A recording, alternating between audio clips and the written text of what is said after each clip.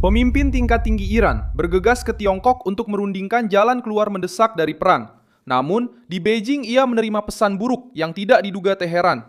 Tekanan lebih besar untuk mengakhiri krisis yang sudah mengancam minyak, kapal, dan ekonomi Tiongkok. Pada hari Rabu 6 Mei 2026, Menteri Luar Negeri Iran Abbas Araqi tiba di ibu kota Tiongkok dengan tujuan mencari perlindungan politik, dukungan ekonomi, dan jalur negosiasi antara Iran dan Amerika Serikat. Namun, Tiongkok, pembeli minyak terbesar dari Iran, menegaskan bahwa mereka menginginkan jalur laut yang aman, perdagangan yang berjalan lancar, dan berakhirnya perang yang tidak masuk akal, yang kini juga mulai melukai kepentingan Beijing.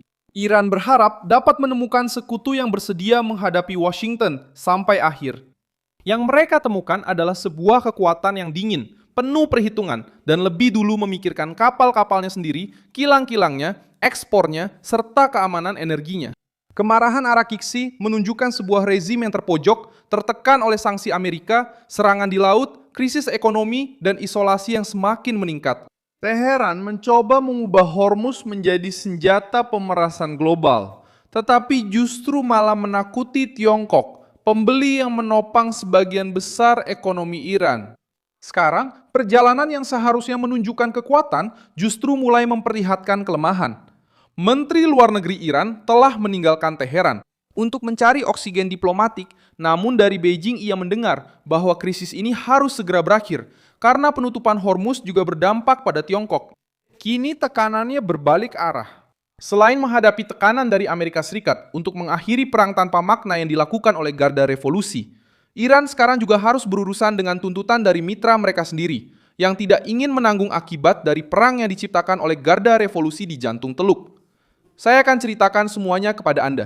Sekarang Anda pasti ingin berlangganan saluran ini agar tetap mendapatkan informasi terbaru. Informasi secara real time dengan kualitas jurnalistik terbaik yang pernah ada. Dengan standar kredibilitas Mewsong Alvis News. Abbas Araqi tidak pergi ke Tiongkok untuk kunjungan biasa. Dia pergi karena rezim Iran sedang terpojok. Iran menyerang kapal-kapal dagang, mengancam jalur pelayaran kapal, memprovokasi Amerika Serikat, dan mengubah Selat Hormuz menjadi bom ekonomi. Namun, selat yang sama ini sangat vital bagi Tiongkok yang bergantung pada minyak dari Timur Tengah untuk menjaga industrinya tetap berjalan. Reuters melaporkan bahwa perang yang melibatkan Amerika Serikat, Israel, dan Iran telah menyebabkan guncangan bersejarah dalam pasokan minyak global yang secara langsung mengancam keamanan energi Tiongkok. Artinya, Teheran mencoba menggunakan Selat Hormuz sebagai senjata melawan dunia, tetapi juga menghantam kepentingan ekonomi Beijing. Disinilah pengkhianatan Tiongkok tampak begitu dingin. Tiongkok menerima Menteri Luar Negeri Iran. Tiongkok tetap menggunakan bahasa diplomatik dan berbicara tentang negosiasi, tetapi juga meminta agar jalur normal dan aman di Selat Hormuz dibuka kembali. Bagi Iran, hal itu terdengar seperti dukungan, namun pada kenyataannya itu adalah tekanan. Beijing tidak ingin melihat pemasoknya jatuh, tetapi juga tidak ingin pemasok itu menutup keran yang menjadi jalur vital energi yang menggerakkan ekonominya. Iran segera meminta perlindungan, tetapi yang ditemuinya adalah Tiongkok yang lebih khawatir, pertama-tama tentang kapal, minyak, dan pertemuan itu terjadi di Beijing, tepat sebelum perjalanan yang dijadwalkan Donald Trump ke Tiongkok pada 14 dan 15 Mei. Detail ini menambah beratnya krisis. Trump ingin membahas Iran secara langsung dengan Xi Jinping, sementara Washington menekan bank dan kilang minyak Tiongkok yang membeli minyak Iran. Departemen Keuangan Amerika sudah menargetkan kilang minyak Tiongkok, dan pemerintah Tiongkok merespons dengan langkah yang tidak biasa, memerintahkan perusahaan-perusahaan di dalam Tiongkok untuk tidak mematuhi sanksi Amerika. Amerika menjatuhkan sanksi terhadap 5 kilang minyak yang dituduh membeli minyak Iran. Di antaranya adalah Hengli Petrochemical yang dikenai sanksi oleh Amerika Serikat karena pembelian minyak Iran bernilai miliaran dolar. Inilah yang membuat pelarian diplomatik Araqi menjadi semakin serius. Iran sangat membutuhkan Tiongkok untuk bertahan secara ekonomi. Menurut data yang dikutip oleh Reuters, Tiongkok membeli lebih dari 80% minyak yang diekspor melalui kapal Iran. Pada tahun 2025, tanpa pembeli ini, rezim Iran kehilangan pemasukan, kehilangan daya, dan kehilangan ruang gerak untuk mendukung operasi eksternalnya. Karena itu, Menteri Luar Negeri Iran tidak pergi ke Beijing hanya untuk berbicara. Dia pergi untuk mencoba mempertahankan basis ekonomi utama rezim pada saat sanksi Amerika dan blokade maritim mulai menjerat leher Teheran. Sementara Araghchi mencari dukungan, Trump mengumumkan jeda sementara pada proyek kebebasan, operasi Amerika yang dibuat untuk membantu kapal-kapal dagang melintasi Selat Hormuz dengan perlindungan militer. Jeda tersebut dibenarkan sebagai upaya untuk memberi ruang bagi tercapainya kesepakatan dengan Iran, namun tekanannya belum berakhir. Reuters melaporkan bahwa Trump mengatakan ada kemajuan besar menuju sebuah kesepahaman, namun dia juga menegaskan bahwa blokade Amerika akan tetap diberlakukan. Dengan kata lain, Washington menghentikan langkah itu selama beberapa hari. Namun, mereka tidak menghapus alasan di balik tekanan tersebut yang berkaitan dengan serangan-serangan itu. Dalam konferensi pers Departemen Perang Amerika Serikat, Jenderal Dan Kane menyatakan bahwa sejak pengumuman gencatan senjata, Iran telah menembaki kapal-kapal dagang sebanyak 9 kali, menyita 2 kapal kontainer, dan menyerang pasukan Amerika lebih dari 10 kali. Dia juga mengatakan bahwa lebih dari 22.500 pelaut terjebak di lebih dari 1.550 kapal. Kapal-kapal dagang di Teluk tidak dapat melintas.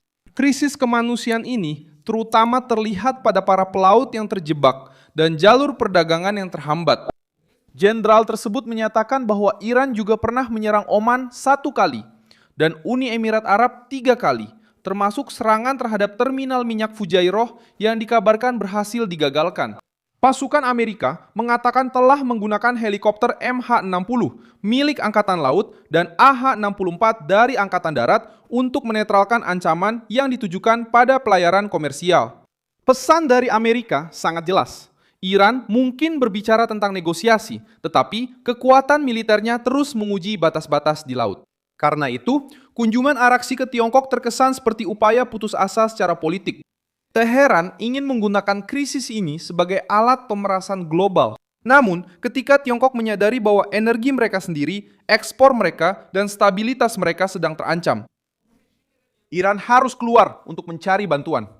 Menteri Luar Negerinya pergi ke Beijing, mengatakan bahwa Iran hanya menerima kesepakatan yang adil dan menyeluruh. Namun, kenyataannya menunjukkan hal lain. Rezim tersebut ingin mengulur waktu, menghindari serangan militer baru, dan mencegah pembeli minyak terbesarnya mundur karena sanksi Amerika. Tiongkok di sisi lain bermain di 2 kaki. Di satu sisi, Tiongkok memblokir sanksi Amerika terhadap kilang minyak Tiongkok untuk melindungi kedaulatannya dan mempertahankan akses ke minyak Iran. Di sisi lain, Tiongkok meminta agar lalu lintas di Selat Hormuz kembali normal karena mereka tidak ingin garda revolusi mengubah Teluk menjadi lubang hitam bagi perdagangan. Itulah perhitungan Beijing. Iran bisa menjadi mitra yang berguna untuk melawan Washington, tetapi menjadi tidak berguna ketika mengancam pasokan energi yang menggerakkan pabrik, pelabuhan, kapal, dan ekspor Tiongkok. Kontradiksi inilah yang menjelaskan mengapa kata pengkhianatan digunakan. Ini bukanlah pengkhianatan yang diumumkan secara terbuka dalam pidato publik. Ini adalah pengkhianatan demi kepentingan. Iran berharap mendapatkan perlindungan otomatis, tetapi Tiongkok justru memikirkan kapal-kapalnya sendiri, kontrak-kontraknya sendiri, dan pertemuannya sendiri dengan Trump. Ketika Beijing mengatakan bahwa jalur aman di Selat Hormuz harus dipulihkan, mereka mendorong Teheran untuk bernegosiasi. Ketika Washington mengancam dengan sanksi sekunder, mereka mendorong Beijing untuk memilih antara membela Iran sampai akhir atau mempertahankan hubungan ekonominya dengan sistem global. Sejarah menunjukkan bahwa menutup jalur laut hampir tidak pernah berakhir baik bagi siapapun yang mencoba menggunakan selat sebagai senjata politik. Pada tahun 1967, Mesir di bawah Gamal Abdel Nasser menutup Selat Tiran untuk kapal-kapal Israel, mengisolasi jalur sensitif, dan meningkatkan krisis dengan Israel. Beberapa hari kemudian, wilayah tersebut memasuki perang 6 hari. Pelajarannya sederhana. Ketika sebuah negara mencoba mengubah jalur laut menjadi alat tekanan, masalah tersebut keluar dari ranah diplomasi biasa dan masuk ke ranah kekuatan, ekonomi, dan kelangsungan hidup strategis. Negara-negara lain juga belajar bahwa bergantung pada sekutu yang kuat tidak berarti mendapatkan keleluasaan penuh. Korea Utara secara historis bergantung pada Tiongkok untuk bertahan secara ekonomi. Tetapi, Beijing bergantian memberikan dukungan, tekanan, dan pengawasan ketika Pyongyang mengancam akan menyerah. Demais a região. Rusia, di bawah sanksi Barat, menjual energi ke mitra-mitra Asia, tetapi harus menerima potongan harga, rute yang sulit, dan ketergantungan yang semakin besar pada pembeli yang lebih mementingkan kepentingan mereka sendiri. Venezuela mencari dukungan eksternal ketika ekonominya terpuruk, tetapi menemukan bahwa sekutu juga menuntut harga politik. Iran sekarang memasuki koridor yang sama, meminta bantuan, tetapi menemukan Tiongkok yang mempertimbangkan setiap langkahnya. Sekarang, langkah selanjutnya harus dilakukan dari 3 arah. Yang pertama adalah negosiasi antara Amerika Serikat dan Iran, dengan mediasi tidak langsung dan tekanan dari Trump untuk mencapai kesepakatan.